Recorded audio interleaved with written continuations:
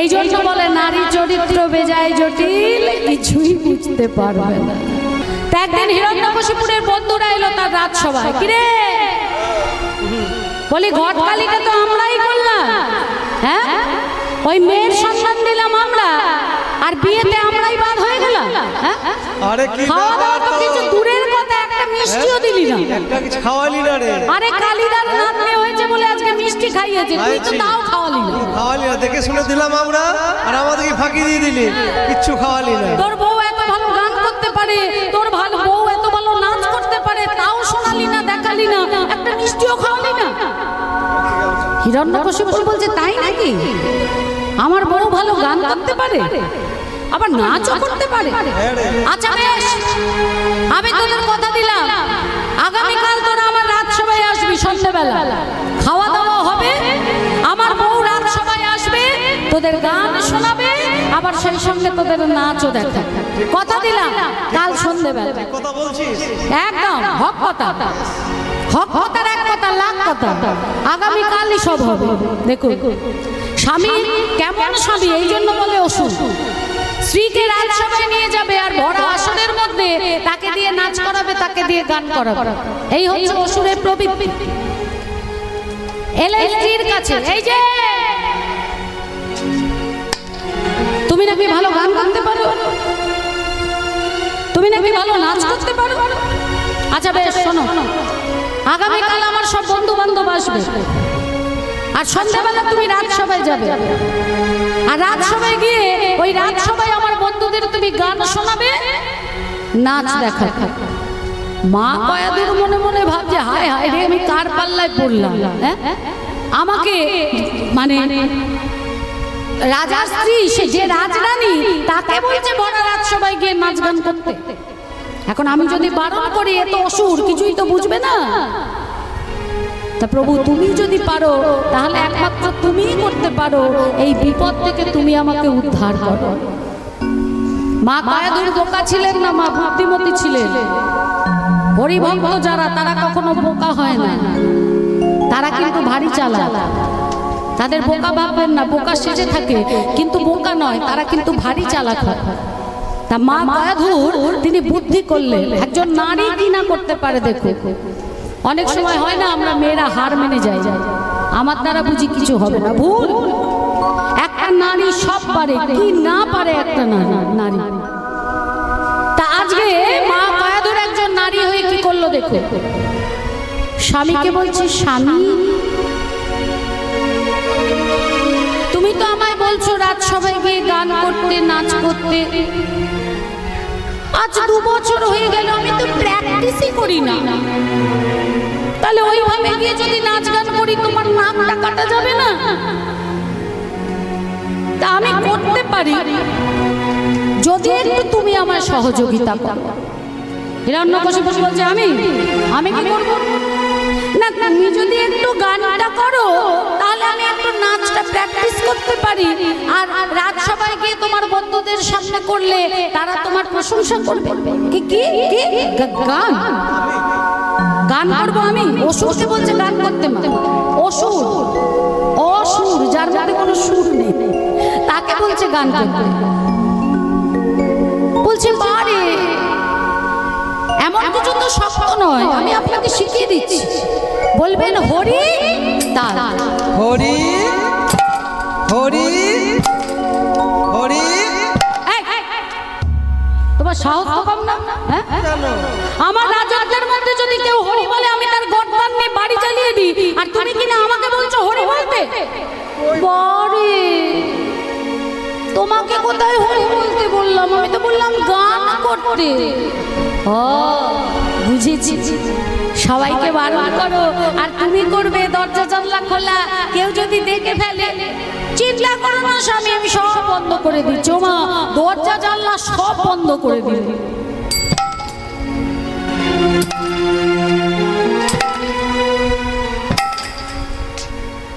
আর কেউ দেখতে পাবে না। এইবার আপনি করুন।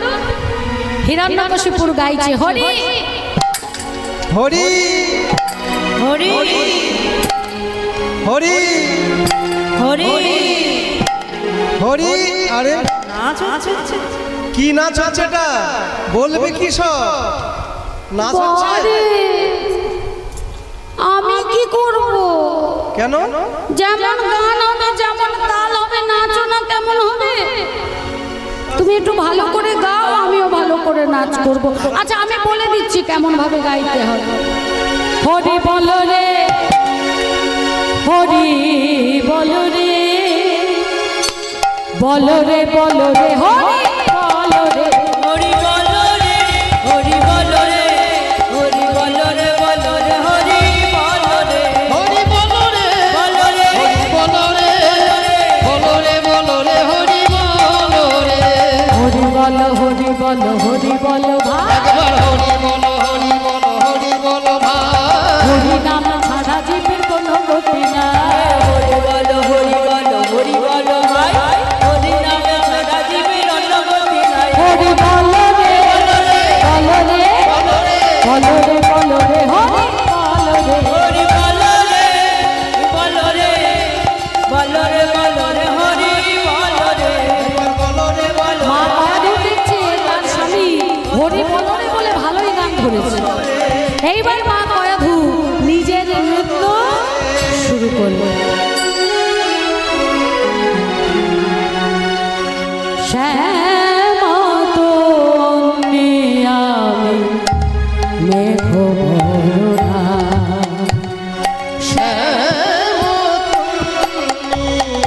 আমি মেঘ ভরনা শ্যামত মেঘ ভরা,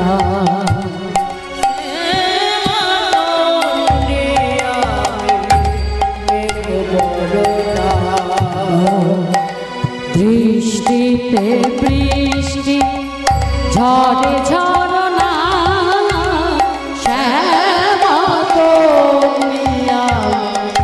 মেঘ ভরা,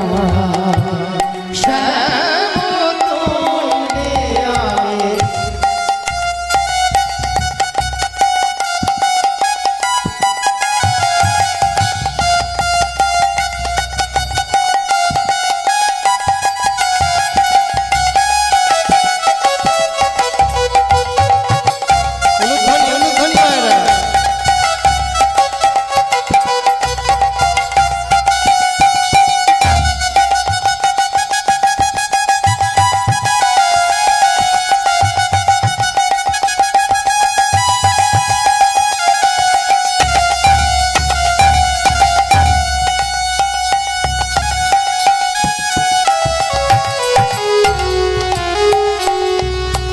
অম্বরে জল তুমি দম্ব বাজাই, পদমকিয়ায় বন ডালা সাজাই, অম্বরে জল অবিরাম বাজায়, কদমকিয়ার বনে ডালা সাজায়।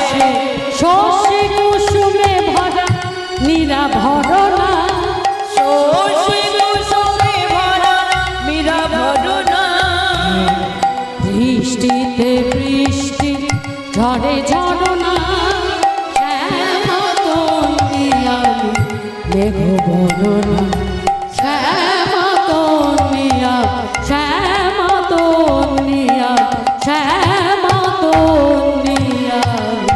মেঘ ভরনা আহা কি মজা কি মজা বাবা বাবা বাবা কি সুন্দর বাহ বাহ কি চমৎকার চমৎকার আহা হিরণ্যকশিপুর এত আনন্দ পেলেন, দৌড়ে এসে মা কায়াধুরকে একেবারে জড়িয়ে ধরেছে। মা কায়াধুর বলছে, স্বামী তুমি আমাকে এভাবে জড়িয়ে ধরেছে, তুমি এত ভালো গান করো, তুমি এত ভালো নাচ করো, আমি খুব খুশি হয়েছি। কি মজা কি মজা, কালকে যখন আমি ওই রাজসভায় যাব, আপনাদের বন্ধুদের সামনে নাচ করব, গান গাইব, আপনার বন্ধুরাও আপনার মতো খুশি হবে, আর তারাও দৌড়ে এসে এইভাবে আমাকে জড়িয়ে ধরবে। কি মজা। চুপ চুপ একদম না খবরদার কেন? না বললাম না এ বাবা, আমি ভেবেছিলাম কাল আমি রাজসভায় যাব, আপনার বন্ধুদের সামনে নাচ করব, গান গাইব, আর তারাও আনন্দ করে আমায় জড়িয়ে ধরবে। বললাম তো না তুমি কাল রাজসভায় যাবে না, নাচ করবে না, গান করবে না। আপনি যে কথা দিয়েছেন আমি বুঝে নেব, আমি কথা দিয়েছি আমি বুঝে নেবো, তোমায় ভাবতে হবে না, যেটা বলেছি সেটা শুনবে। দেখলেন না যে অসুর হরিবিদ্বেষী বাবা, সেই অসুরকে দিয়ে হরিনাম করালো। আবার এই যে অসুর মানে তার স্বামী বলেছিল রাজসভায় সবার সামনে নাচ গান করতে, স্বামীর মুখ দিয়েই সেটা বারণ করালো। স্বামী বলল যেতে হবে না, করতে হবে না। এই জন্য বলে নারী চরিত্র বেজায় জটিল, কিছুই বুঝতে পারবে না। আর এক ভক্ত কি গাইছে জানো না, ও নারী একবার যদি স্বর্গে তোলে, প্রমোশন একটা নারী কি না পারে, একজন ফকিরকে রাজা করে দিতে পারে, আবার একজন রাজাকে ফকির করে দিতে পারে। ও নারী একবার যদি স্বর্গে তোলে, আবার পরে পাতালে পাঠায়, নারীর মন বোঝা বড় নয়, হায় রে, নারীর মন বোঝা বড় নয়, হায় রে, নারীর মন বোঝা বড় নয়। নারী একবার যদি স্বর্গে তোলে, ও নারী একবার যদি স্বর্গে তোলে, আবার পরে পাতালে পাঠায়, নারীর মন বোঝা বড় নয়, হায় রে, নারীর মন বোঝা বড় নয়, হায় রে, নারীর মন বোঝা বড় নয়। নারী দুর্গা, নারী কালী, নারী শক্তি হয় ভূপালী, নারী দুর্গা, নারী কালী, নারী শক্তি হয় ভূপালী, আবার নারীর পায়ে দেয় অঞ্জলি।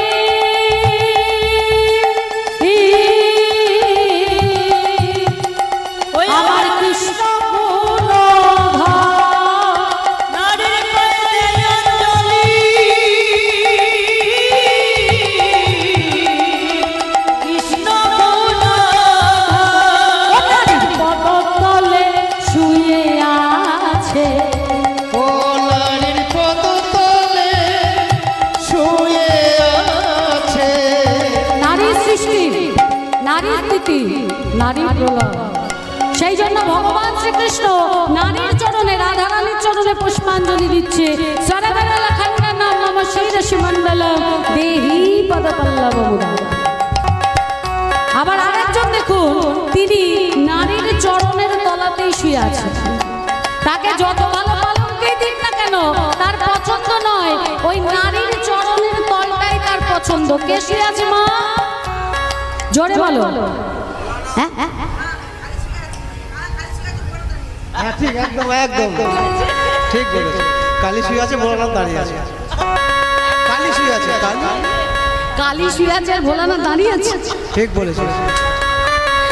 না না, ওর মা জানে সবই, ওটা ঘেটে গেছে আর কি। ভোলানাথ শুয়ে আছে, তার উপর মা কালী দাঁড়িয়ে আছে। শুয়ে আছে মহাকাল, আর মহাকালের উপরে দাঁড়িয়ে আছে মহাকালী।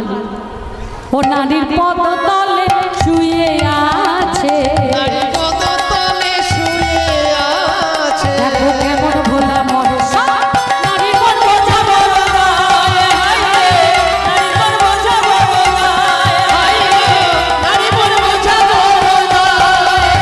একবার যদি স্বর্গে তোলে, ও নারী একবার যদি স্বর্গে তোলে, আবার পরে পাতালে পাঠায়, নারীর মন বোঝা বড় নয়, হায় রে, নারীর মন বোঝা বড় নয়, হায় রে, নারীর মন বোঝা বড় নয়, হায় রে, নারীর মন বোঝা বড় নয়, হায় রে, নারীর মন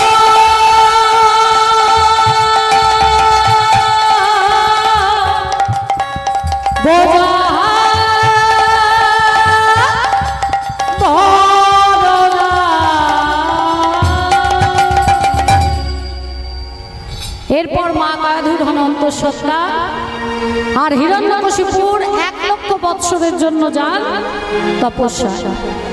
মায়ের গর্ভে সন্তান যখন 7 মাসের, দেবরাজ ইন্দ্র জানতে পারে যে হিরণ্যকশিপুরের সন্তান কয়াধুর গর্ভে। তাহলে হিরণ্যকশিপুরের ছেলে যদি হয় সে তো বাবার থেকেও আরো বেশি হবে, তাই না? তাহলে ওই সন্তান জন্ম নেবার আগে গর্ভেই মারতে হবে। এই মনে করে কয়াধুর চুলের মুঠি ধরে টানতে টানতে যখন নিয়ে আসছে মা সন্তানকে হত্যা করবে বলে, দেবর্ষি নারদ পথ আঁকলে দাঁড়ালেন, আর পথ আঁকলে দাঁড়িয়ে বললেন যে দেবরাজ ইন্দ্র, আপনাকে এটা শোভা পায় না। ইন্দ্র বলছে, আপনি জানেন এর গর্ভে আছে হিরণ্যকশিপুরের সন্তান, বাবাই আমাদের ওপর এত অত্যাচার করে, ছেলে না জানি কি করবে। নারদ মুনি বলে উঠলেন, এমনও তো হতে পারে এই ছেলেই আপনাদের উদ্ধার করবে। দেবরাজ ইন্দ্র লজ্জায় মাকে সেখানে ফেলে দিয়ে চলে যান, আর মা গয়াধুর দেবর্ষি নারদের চরণ আশ্রয় করেন। নারদ মুনি বলেন, মা তোমার গর্ভের সন্তান ততক্ষণ পর্যন্ত তোমার গর্ভেই থাকবে যতক্ষণ না তোমার স্বামী ফিরে আসছে, তুমি আমার আশ্রমে থাকো। সেই থেকে মা গয়াধুর দেবর্ষি নারদের আশ্রমে থাকেন, নাম করেন, নাম শোনেন, প্রসাদ পান, আর গর্ভের সন্তানও নাম শোনে, সেও কিন্তু প্রসাদ পায়। এদিকে 1,00,000 বৎসর তপস্যা হওয়ার পর ব্রহ্মা সন্তুষ্ট হন এবং সেই স্থানে এসে বলেন, হিরণ্যকশিপুর, তোমার তপস্যায় আমি সন্তুষ্ট হয়েছি, বলো তোমার কি বর চাই।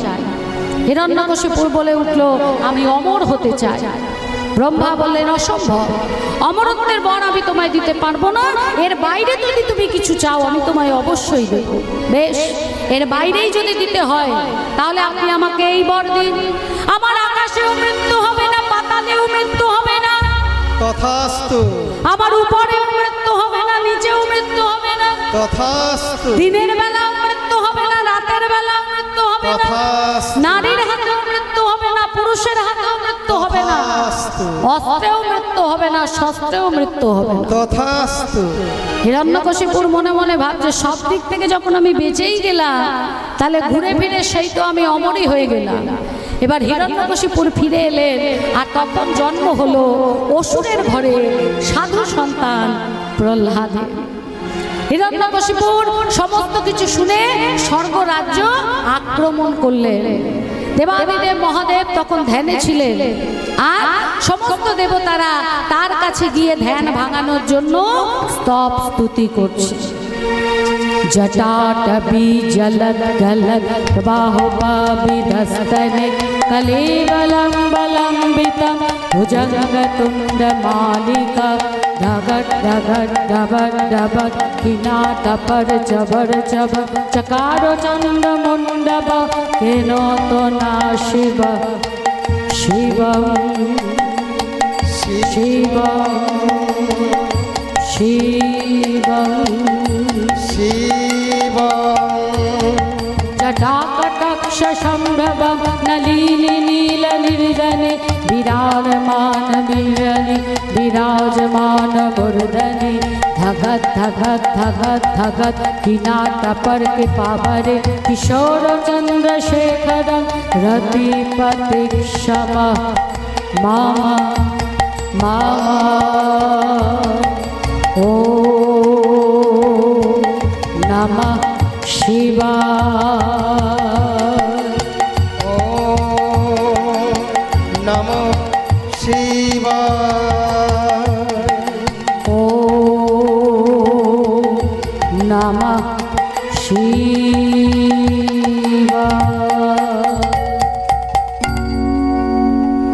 দেবতাদের স্তবস্তুতিতে ধ্যান ভাঙলো দেবাদিদেব মহাদেবের।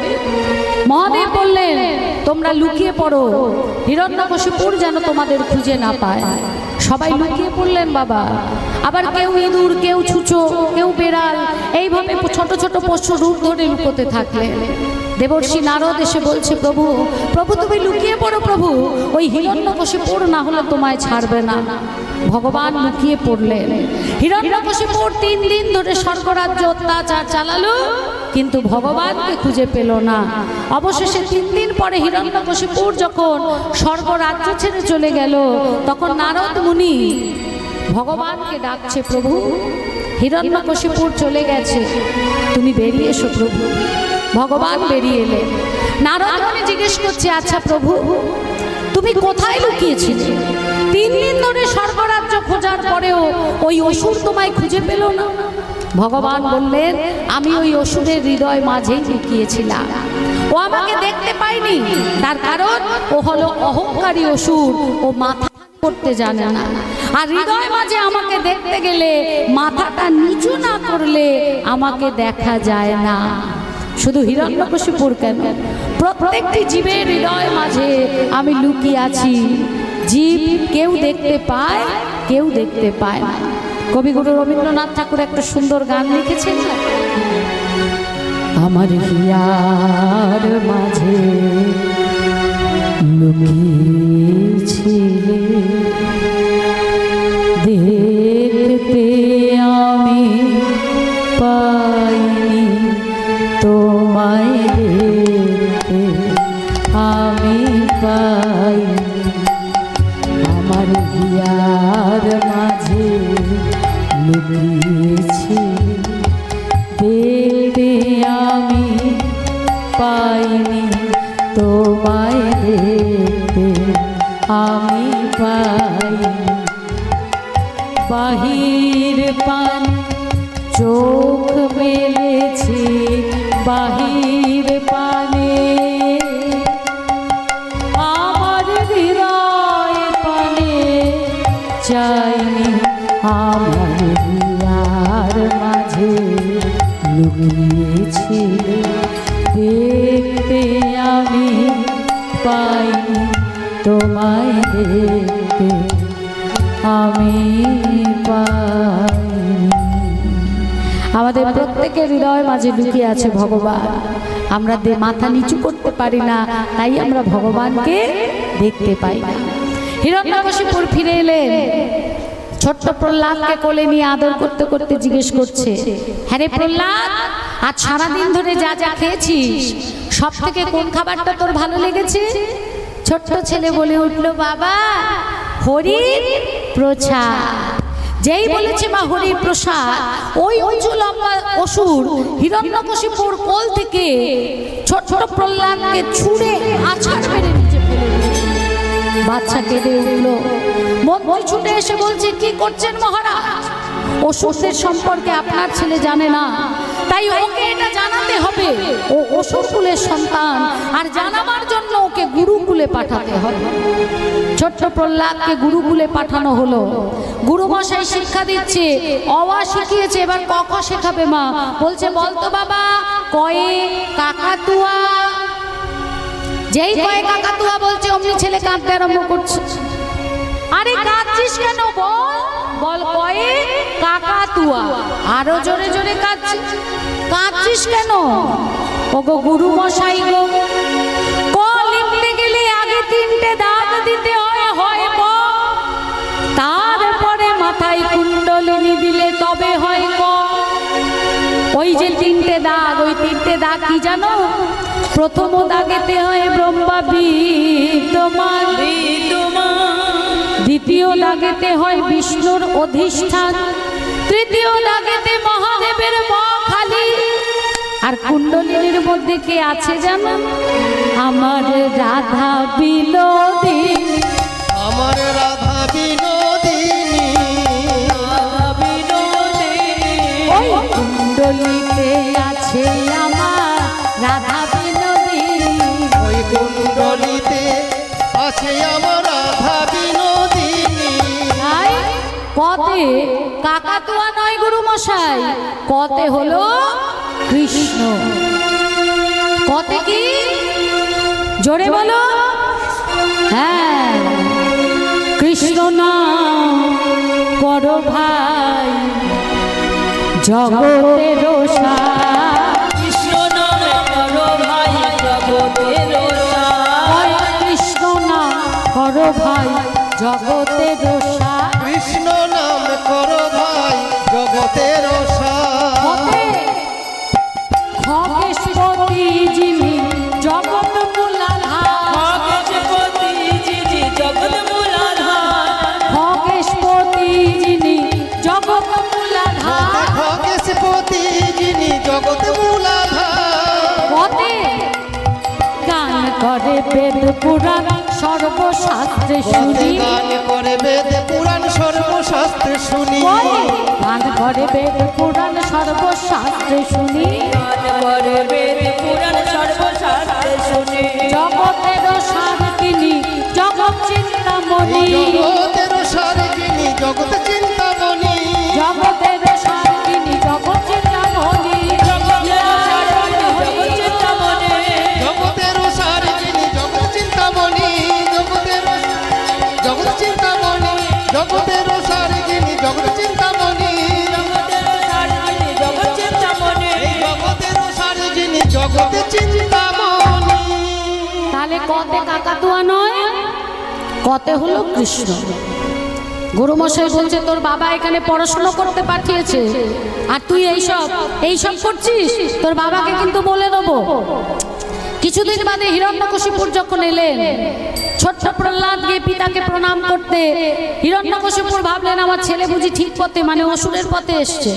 এবার কোলে তুলে নিয়ে বলছে আচ্ছা বাবা বলতো এই জগতের সব থেকে শক্তিশালী কে? ছোট্ট প্রহ্লাদ বলছে বাবা শ্রীহরি। যেই বলেছে শ্রীহরি ছুঁড়ে ফেলে দিয়েছে, কারণ হিরণ্যকশিপুর ভেবেছিল তার ছেলে বুঝি তার নাম বলবে। শ্রীহরির নাম বলেছে বলে ছুঁড়ে ফেলে দিলেন। আর গুরুমশাইকে বললেন গুরুমশাই ঠিক করে শিক্ষা দিন, আপনি ঠিক শিক্ষা দিচ্ছেন না। গুরুমশাই বললেন মাত্র 6 মাস হয়েছে, আর কটা দিন সময় দিন। হিরণ্যকশিপুর চলে গেল মা। একদিন সমস্ত ছাত্রদের আশ্রমে রেখে গুরুমশাই গেলেন বাইরে একটা বিশেষ কাজে, আর সব ছেলেরা মিলে এসে ঘিরে ধরেছে প্রহ্লাদ।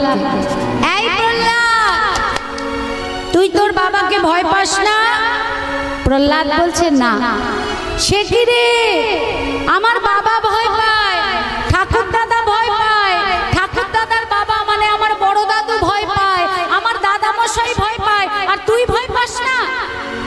প্রহ্লাদ বলল আমি শ্রী হরি ছাড়া এ জগতে কাউকে ভয় পাই না। এই প্রহ্লাদ তুই কি সুন্দর ভগবানের নাম করিস, আমাদেরও একটু করাবি, আমরাও একটু করব। তোরা করবি? হ্যাঁ, তোর সঙ্গে আমরা ভগবানের নাম করব। বেশ আয় তাহলে সবাই মিলে আজকে আমরা ভগবানের নাম করব। প্রহ্লাদ সবাইকে নিয়ে নাম করছে মা, আমরাও কিন্তু করব, এমন সুযোগ ছাড়া যাবে না, তাই না? জপে যাও নামের মালা, জপে যাও নামের মালা সর্বতই অন্তরে, হরে কৃষ্ণ হরে কৃষ্ণ কৃষ্ণ কৃষ্ণ হরে হরে, হরে রাম হরে রাম রাম রাম হরে হরে, হরে কৃষ্ণ হরে কৃষ্ণ কৃষ্ণ কৃষ্ণ হরে হরে, হরে রাম হরে রাম রাম রাম হরে হরে। জপে যাও নামের মালা, জপে যাও নামের মালা সর্বতই অন্তরে, হরে কৃষ্ণ হরে কৃষ্ণ কৃষ্ণ কৃষ্ণ হরে হরে। সবাই মিলে একসাথে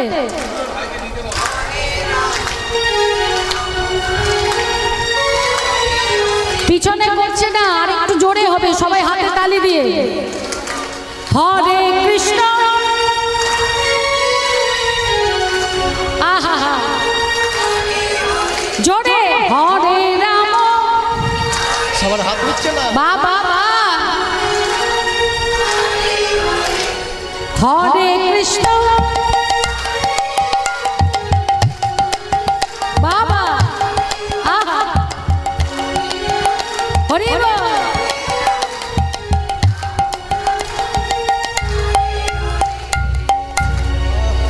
এই দুটোকে ভাবছি ছুটি দিয়ে দেবো। হ্যাঁ? থামুন থামুন আমরা হরি থামুন। বল। কি বললো শুনেছেন তো কথাটা? হ্যাঁ সর্বনাশ করেছে রে। হ্যাঁ ভয় পেয়ে গেছে গো। ওই যে আমি বললাম না যে এই দুটোকে ছুটি দিয়ে দেবো, আমাদেরকে বাদ দিয়ে দেবে বলেছে এবার। একদম সুর তাল লয় এত অপূর্ব সবাই মিলে নাম করেছে মা। আমার গোবিন্দের কৃপা সবার উপর বর্ষিত হোক। নিতাই গৌর হরি বল। হরে কৃষ্ণ হরে কৃষ্ণ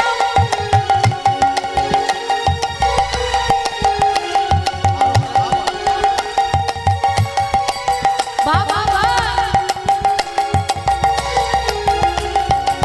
জপে যাও নামের মালা, জপে যাও নামের মালা সর্বতই অন্তরে। হরে কৃষ্ণ হরে কৃষ্ণ কৃষ্ণ কৃষ্ণ হরে হরে, হরে রাম হরে রাম রাম রাম হরে হরে।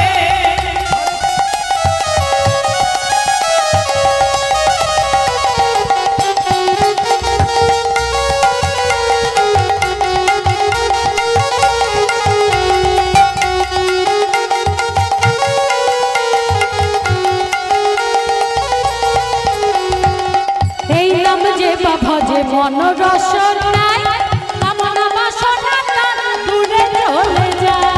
এই নাম যে বাবা যে মন রসনা, কামনা বাসনা তার দূরে চলে যায়। এই নাম যে বাবা যে মন রসনায় কামনা বাসনা তার দূরে চলে যায়। এই নাম যে বাবা যে মন রসনা, কামনা বাসনা তার দূরে চলে যায়। নামে গুণে অন্তজনে দেখতে সবই পারে। এই নাম গুণে অন্তজনে দেখতে সবই পারে। নামে গুণে খোলা নাকি গিরি লঙ্ঘন করে। হরে কৃষ্ণ হরে কৃষ্ণ কৃষ্ণ কৃষ্ণ হরে হরে, হরে রাম হরে রাম রাম রাম হরে হরে। হরে কৃষ্ণ হরে কৃষ্ণ কৃষ্ণ কৃষ্ণ হরে হরে, হরে রাম রাম রাম হরে হরে। নিতাই গৌর প্রেমানন্দে হরি বল। হরি হরি অপূর্ব নাম করেছো মা, খুব ভালো লাগছে তোমাদের এই গ্রামেতে এসে। আমরা আসছি সেই বীরভূম থেকে, খুব ক্লান্ত ছিল শরীরটা। তারপর আসার পর যখন আসরটা দেখলাম মনটা একটু ভালো হয়ে গেল। তারপর যে বাড়িতে আমাদের নিয়ে গিয়েছিল সেই বাড়িতে যে মায়েরা ছিল, তারপর কমিটির সমস্ত ভাইরা, তাদের এত সুন্দর আকিঞ্চন, এত সুন্দর আপ্যায়ন, একদম ফুল চার্জ করে দিয়েছে আমাকে। আমার যে ক্লান্তি ছিল, ক্লান্তি একদম দূর। আর বিশ্বাস করো, একবারও মনে হচ্ছে না যে আমি কোথাও গানে এসেছি। ওখানে গিয়ে আমার মনে হয়েছে আমি বুঝি আমার কোনো আত্মীয়ের বাড়ি বেড়াতে এসেছি। এত ভালো লেগেছে। আমার গৌর গোবিন্দের কৃপা সবার উপর বর্ষিত হোক। সবাই তোমরা খুব ভালো থাকো, আনন্দে থাকো, আর খুব সুন্দরভাবে ভগবানের নাম করো। এত সুন্দর সাউন্ড যিনি চালাচ্ছে, এই সাউন্ড ভাইকেও অসংখ্য ধন্যবাদ। কারণ সাউন্ড কিন্তু সবার আগে মা। সাউন্ড আছে বলে শিল্পীর দাম। সাউন্ড যদি না থাকে বা সাউন্ড যদি ভালো না হয়, তাহলে কিন্তু শিল্পী যতই দামি হোক না কেন, শিল্পীর কোনো দাম থাকে না। আমাদের পুরো চাবিকাঠি কিন্তু সাউন্ডম্যানের হাতে।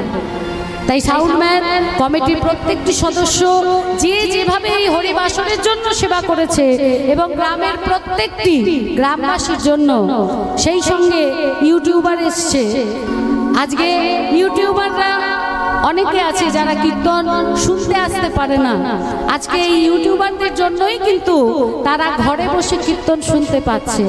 আজকে সারা বিশ্বের মাঝে ইউটিউবার এরাই কিন্তু হরিনাম সংকীর্তনকে ছড়িয়ে দিচ্ছে। আমার মহাপ্রভুর সেই চিরশাশ্বত বাণীকে সত্য করছে। পৃথিবীতে যত আছে নগরাদি গ্রাম, সর্বত্র প্রচার হবে একদিন মোর মধুমাখা হরিনাম। এদের প্রত্যেকের জন্য জোরে একটা উলুধ্বনি হরিধ্বনি। নিতাই গৌর হরি বল। আহা, কি সুন্দর আসো, দারুণ আসো, খুব সুন্দর ভক্ত তোমরা। তাহলে আজকে যখন ওই ছোট্ট প্রহ্লাদ সবাইকে নিয়ে হরিনাম করছে, সেই সময় গুরুমশাই এসে দূর থেকে দেখে মনে মনে ভাবছে যে এতদিন এই ঝুড়ির একটা আলু ছিল পচা, আর এই পচার সঙ্গে করে বাকি আলুগুলো পচে যাবে। তাই হয় না মা? সবজি ঝুড়িতে যদি আলুর ঝুড়িতে একটা আলু পচা থাকে আর সেটাকে যদি বাদ দেওয়া না হয় তাহলে কি হয়? সব আলুগুলোকে পচিয়ে দেয়। তাই গুরুমশাই মনে মনে ভাবলেন মেন যে পচা আলু, সেই পচা আলুটাকে এখান থেকে বার করতে হবে, না হলে তার ছোঁয়ায় বাকি আলুগুলোও পচে যাবে, যেটা আমি হতে দিতে পারি না। প্রহ্লাদকে নিয়ে গিয়ে তার পিতার কাছে দিয়ে এলেন, বললেন মহারাজ আপনার ছেলেকে শিক্ষা দেওয়ার ক্ষমতা আমাদের নেই, তাই আপনার ছেলেকে আপনার কাছেই দিয়ে গেলাম। হিরণ্যকশিপু রেগে গিয়ে বলছে মরবে, আজও মরবে, আজ ওকে কেউ বাঁচাতে পারবে না। কে আছিস? ওকে নিয়ে উঁচু পাহাড়ের উপরে যা, আর ওই উঁচু পাহাড় থেকে ধাক্কা মেরে ফেলে দে। যে ওর মৃত্যুর খবর সে আগে আমাকে দেবে, আমি তাকে পুরস্কৃত করব। ছোট্ট প্রহ্লাদকে নিয়ে উঁচু পাহাড়ের উপর গেল মা। ধাক্কা মারতে যাবে, প্রহ্লাদ কিন্তু ভগবানকে স্মরণ করছে। ওম বিষ্ণু তদ বিষ্ণু পরহং তপ সদা পশ্যন্তি শূরায় বিবিধো চক্ষুরনাশমেতং। ওম বিষ্ণু ওম বিষ্ণু ওম বিষ্ণু। ওই অত উঁচু পাহাড় থেকে প্রহ্লাদকে ফেলে দিল। ভগবান দুটি বাহু প্রসার করে প্রহ্লাদকে কোলে তুলে নিলেন। প্রহ্লাদ মারা গেল না। একজন এসে খবর দিল মহারাজ প্রহ্লাদ মরেনি। মরেনি? এইবার মরবে, এইবার ওকে কেউ বাঁচাতে পারবে না। কে আছিস? নিয়ে যা, বিষধর সাপের খাঁচার মধ্যে ওকে ঢুকিয়ে দে। বিষধর সাপ তো আর বুঝবে না, ছপল মারবেই, আর প্রহ্লাদও মরবেই। বিষধর সাপের খাঁচার মধ্যে প্রহ্লাদকে ঢুকিয়ে দেওয়া হলো। 3 দিন ওই খাঁচার মধ্যে প্রহ্লাদকে বন্দি করে রাখলো। আর অদ্ভুত ব্যাপার, বিষধর সাপেরা প্রহ্লাদের চরণের কাছে মাথা নুইয়ে 3 দিন পড়ে রইল। ভাবটা এমন যে এমন চরণ দর্শন আর ভাগ্যে হয় কি না হয়।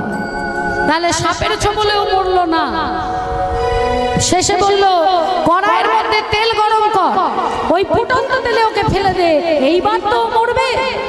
ফুটন্ত তেলের মধ্যে প্রহ্লাদকে ফেলে দেওয়া হলো।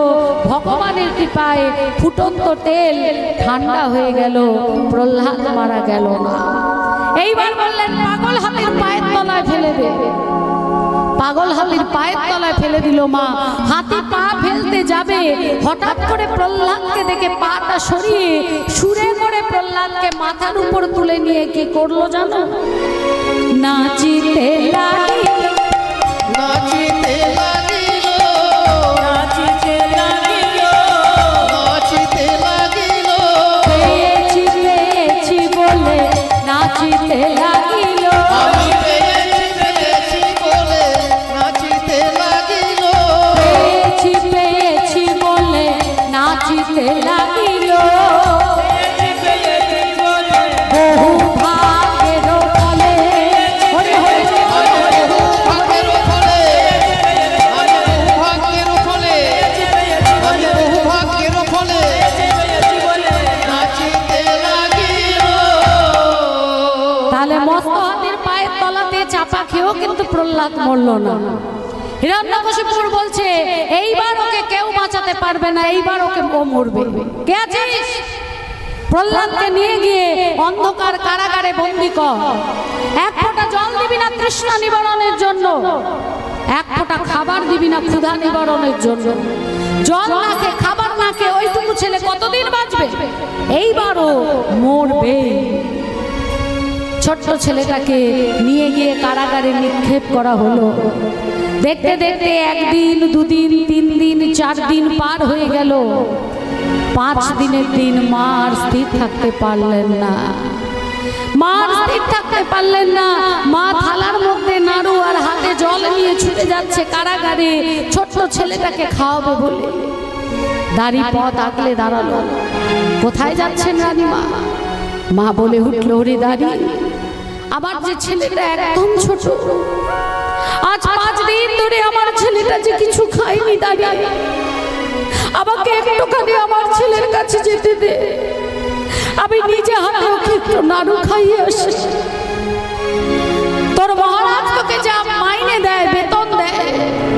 তার 10 গুণ বেশি টাকা আমি তোকে উপহার দেব, তুই আমায় একটি বার যেতে দে। দাঁড়ি বলল, রানীমা এখন আপনি যেতে পারবেন না, আপনি রাজমহলে ফিরে যান। যখন সন্ধ্যা হবে তখন আমি নিজে যাব আপনার কাছে, ওই নাড়ু আর জল নিয়ে এসে আমি নিজে হাতে প্রহ্লাদকে খাইয়ে দেব। ফিরে গেলেন রানীমা। যখন সূর্য ডুবলো, সন্ধ্যা নামলো, তখন দাঁড়ি রানীমার কাছে গিয়ে রানীমার হাত থেকে নাড়ু থালায় করে নাড়ু আর জল নিয়ে যখন যাচ্ছে, আর এদিকে হিরণ্যকশিপুর পায়চারি করছে, চোখে ঘুম নেই। মা অসুস্থ, ছেলের মরার খবর কখন আসবে? 5 দিন হয়ে গেল, কি করে বেঁচে থাকে? জল না খেয়ে, খাবার না খেয়ে পায়চারি করছে। আর ঠিক সেই সময় একটা ছায়া দেখে হিরণ্যকশিপুর চিৎকার করে উঠলেন, কে যায়, কে যায় ওদিকে, এক্ষুনি আমার সামনে আয়, কে তুই?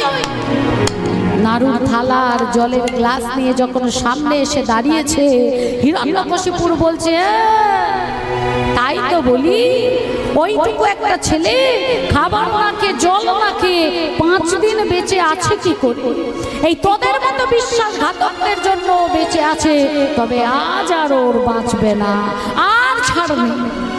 ওই নাড়ুগুলোর মধ্যে বিষধর কালকে উঠে সাপের বিষ ভালো করে মাখালেন, আর মাখিয়ে বললেন যে এটা নিয়ে গিয়ে প্রহ্লাদকে খাওয়াবি, আর বাইরে থেকে দেখবি এটা খাওয়ার পর প্রহ্লাদ কেমন ভাবে মরছে, ওর চোখগুলো বেরিয়ে এসছে কিনা, ও যন্ত্রণা জ্বালা পোড়ায় ছটফট করছে কিনা, চিৎকার করছে কিনা, মুখ দিয়ে গাঁজা বেরোচ্ছে কিনা। যে এসে আমাকে বলবে, আমি তাকে 100টা মোহর উপহার দেব। বিষ মাখানো নাড়ু নিয়ে গিয়ে ছেলেকে দিল। প্রহ্লাদ, তোমার মা পাঠিয়েছে। মা পাঠিয়েছে? আমার মা পাঠিয়েছে, দাও দাও দাও। নাড়ুর থালার জল নিয়ে কারাগারে প্রবেশ করে নিজের ধুতির কাপড়টা ছিঁড়ে ওই ধুতিটা আসন করে সামনে নাড়ুর থালার জলের গ্লাস রাখলেন, আর এবার ভগবানকে স্মরণ করছে। কোথা নারায়ণ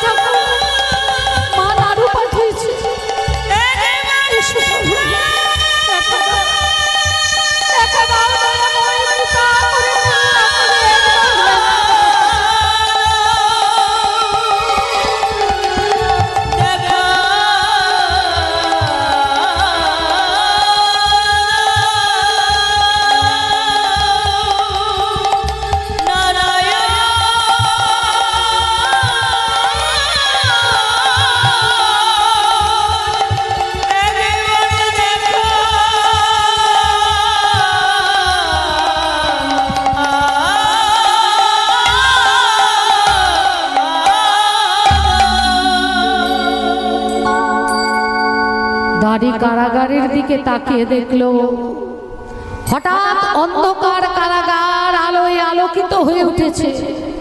শঙ্খ চক্র গদা পদ্মধারী চতুর্ভুজ নারায়ণ এসে দাঁড়ালেন কারাগারে। প্রহ্লাদ বলছে, ঠাকুর তুমি এসেছো, তুমিও তো আমার মতো 5 দিন সেবা করো। এই দেখো মা নাড়ু পাঠিয়েছে, খাও, তুমি নাড়ু খাও, তুমি খেয়ে আমার জন্য একটু প্রসাদ রেখো। ভগবান আসনে বসে নাড়ু খাচ্ছে। দেখতে দেখতে 4টে নাড়ু খাওয়া হয়ে গেছে, আর একটা মাত্র নাড়ু পড়ে আছে। আর প্রহ্লাদ পেটের মধ্যে হাত বোলাচ্ছে, মা ঠাকুর আমিও 5 দিন কিচ্ছু খাই, আমার জন্য একটু প্রসাদ রাখবে তো? ভগবান বললেন, মায়ের হাতের এই নাড়ুগুলো আমি খাই, আর তোকে আমি আলাদা নাড়ু দেব। বিষ মাখানো নাড়ু ভগবান সেবা করলেন, আর ভক্তের জন্য আনলেন অমৃতের নাড়ু। দাঁড়িয়ে বাইরে দাঁড়িয়ে দেখছে আর মনে মনে ভাবছে, যে ভগবান ভক্তের জন্য ভক্তের বিষ মাখানো নাড়ু সেবা করে আর ভক্তকে দেয় অমৃতের নাড়ু, যদি চরণের দাস হতেই হয় তাহলে ওই অহংকারী অসুরের নয়, এই ভগবানেরই চরণের দাস হওয়া উচিত। নাড়ু খাওয়া হয়ে যাবার পর প্রহ্লাদ ওই নাড়ুর থালা আর গ্লাসটা দাঁড়ির হাতে দিয়ে বললে, কাকু মাকে গিয়ে বলবে আমার ঠাকুরও খেয়েছে, আমিও খেয়েছি, খুব সুন্দর হয়েছে নাড়ু। দাঁড়ি যখন গ্লাস আর থালা নিয়ে আসছে, হিরণ্যকশিপুর অপেক্ষা করছে ছেলের মৃত্যুর জন্য। দাঁড়িকে দেখে বললেন, কিরে মরেছে তো? হ্যাঁ, কেমন ভাবে বললো, বল বল বল। হ্যাঁ, চিৎকার করছিল না? খুব চিৎকার করছিল, ছটফট করে না, ছটফট ছটফট, চোখগুলো বড় বড় হয়ে যায়, মুখ দিয়ে গেঁজা বেরোয়নি। আরে বলবি তো কি করে বললো? দাঁড়ি বলে উঠল, মহারাজ আপনার ছেলে মারা যায়। কি বললি? হ্যাঁ মহারাজ, আপনার ছেলে মারা যায়নি, আপনার বিষের নাড়ু শ্রীবিষ্ণু পেয়েছে, আর বিনিময়ে আপনার ছেলেকে দিয়েছে অমৃতের নাড়ু। এই মুহূর্তে ঘাট ধাক্কা দিয়ে তোকে বার করে দেবো। আপনাকে বার করে দিতে হবে না মহারাজ, আজ থেকে আপনার চাকরিতে আমি ইস্তফা দিলাম। যে রাজা নিজের সন্তানকে মারার জন্য হাত কাঁপে না, সে তার প্রজাদের, তার কর্মচারীদের কি রক্ষা করবে? তার থেকে আমি তার চরণের দাস হব, যে ভক্তের বিষের নাড়ু খেয়ে ভক্তকে জীবন দেওয়ার জন্য অমৃতের নাড়ু সেবা করায়। এই রইল আপনার কাজ, আমি চললাম। চলে গেল দাঁড়ি। হিরণ্যকশিপুর বললেন, কে আছিস? কারাগার থেকে প্রহ্লাদকে বার করে নিয়ে আয়। প্রহ্লাদকে বার করে আনা হলো। হিরণ্যকশিপুর, প্রহ্লাদ শান্ত হয়ে চুপ করে দাঁড়িয়ে আছে। হিরণ্যকশিপুর বলছে, এই প্রহ্লাদ বলতো, তোকে যখন উঁচু পাহাড় থেকে ফেলে দিলাম কে বাঁচিয়েছিল? শ্রী হরি বাবা। তোকে তোকে যখন ওই বিষধর সাপের খাঁচায় ঢোকালাম কে বাঁচালো? শ্রী হরি বাবা। গরম তেলের মধ্যে যখন ফেলে দেওয়া হলো? শ্রী হরি। আর ওই পাগল হাতির পায়ের তলায় চিপে মরার থেকে কে বাঁচালো? শ্রী হরি বাবা। সহ্য করতে পারছি না, শ্রী হরি শ্রী হরি শ্রী হরি না, এই নাম আর আমি আর সহ্য করতে পারছি না। বল বল তোর শ্রীহরি কোথায় আছে? এই থামের মধ্যে আছে তোর শ্রীহরি? আছে বাবা। প্রহ্লাদ বলল, বাবা শ্রীহরি সর্বত্র আছে, থামের মধ্যেও আছে, আজ আমি তাকে শেষ করব। গদা নিয়ে যখন থামের মধ্যে প্রহার করলে, ভগবান নরসিংহ রূপ ধারণ করে হুঙ্কার করতে করতে ওই থামটা থেকে বেরিয়ে এসে হিরণ্যকশিপুরকে একদম কোলের ওপর উপুর করে বসিয়ে দিলেন। হিরণ্যকশিপুর ভয় পেয়ে বলছে, কে কে কে কে কে কে তুমি? কে তুমি? কে তুমি? আমি শ্রীহরি। তুমি কি আমাকে মারবে না? অট্টহাসি হেসে বলছে, না না না, তুমি আমাকে মারতে পারবে না, কারণ ব্রহ্মা আমাকে বর দিয়েছে, আমার আকাশেও মৃত্যু হবে না, পাতালেও মৃত্যু হবে। ভগবান বললেন, তুই আকাশেও নেই, তুই পাতালেও নেই, তুই মাঝখানে মর্তে আছিস, উপরেও মৃত্যু হবে না, নিচেও মৃত্যু হবে না। ভগবান বললেন, যে দেখ তুই শূন্যে ভাসছিস আমার উরুর ওপরে, আমার দিনের বেলাও মৃত্যু হবে না, আমার রাতের বেলাও মৃত্যু হবে না। ভগবান বললেন, যে দেখ এখন দিনও নয় রাতও নয়, এই সময়টাকে বলা হয় সন্ধ্যা। আমার নারীর হাতে মৃত্যু হবে না, পুরুষের হাতে মৃত্যু হবে। ভগবান বললেন আমি নারীও নই, আমি পুরুষও নই, অর্ধেক নর অর্ধেক সিংহ, আমি হলাম নরসিংহ। হিরণ্যকশিপুর বলে হলো আমাকে কেউ অস্ত্রেও মারতে পারবে না, শস্ত্রেও মারতে পারবে না। ভগবান বললেন অস্ত্রও নয় শস্ত্রও নয়, আমার এই নখ দিয়ে আমি তোকে বধ করব। এই বলে ভগবান আমার হিরণ্যকশিপুরের উদরকে বিদীর্ণ করে হিরণ্যকশিপুরকে বধ করলেন। বিদায় গৌর হরি হরি বল হরি বল হরি বল। মারা গেল হিরণ্যকশিপুর। আর এইবার ওই নারী ভুড়িগুলো গলার মধ্যে পেঁচাচ্ছে আর হুঙ্কার করছে। ভগবানের ওই রূপ কেউ দেখতে পাচ্ছে না, সামনে আসার কেউ সাহস পাচ্ছে না। দেবতারা দৌড়ে পালিয়ে যাচ্ছে। মা লক্ষ্মী তুলসী তলায় যাচ্ছিলেন সন্ধ্যা প্রদীপ দিতে। স্বামীর ওই রূপ দেখে ভয়েতে মায়ের হাত থেকে প্রদীপ পড়ে গেল। মা দৌড়ে পালিয়ে গেলেন ঘরের ভিতরে। দেবর্ষি নারদ দেখলেন ভগবান যদি এই রূপ নিয়ে থাকে তাহলে এই পৃথিবীকে কেউ বাঁচাতে পারবে না, পৃথিবীর রসাতলে যাবে। প্রহ্লাদের কাছে এসে বললেন প্রহ্লাদ পারবি পারবি তুই তোর প্রভুকে শান্ত করতে? প্রহ্লাদ বলল নিশ্চয়ই পারবে।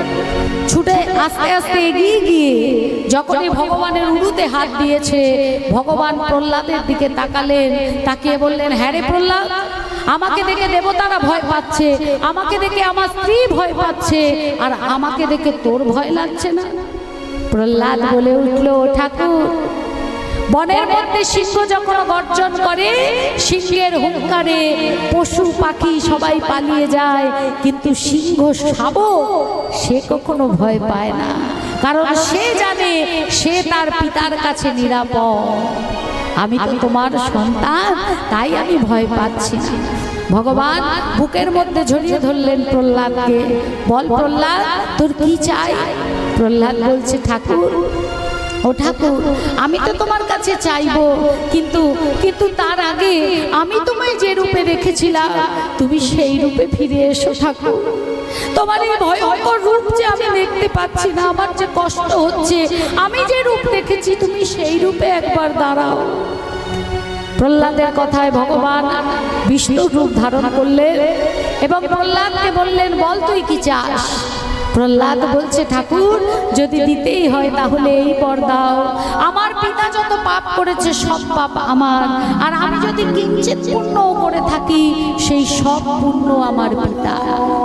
ভগবান বললেন আমি তোকে কথা দিলাম, আশীর্বাদ করলাম, তোর জন্মের আগের 7 পুরুষ এবং তোর জন্মের পরের 7 পুরুষ আমার কৃপা আশীর্বাদে তারা উদ্ধার পেয়ে যাবে।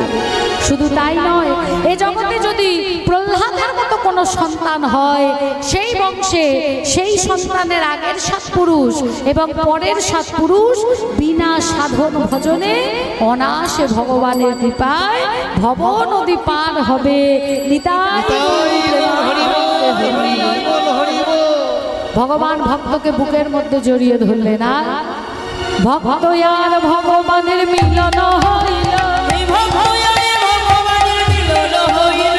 বদন ভরে সবাই মিলে হরি হরি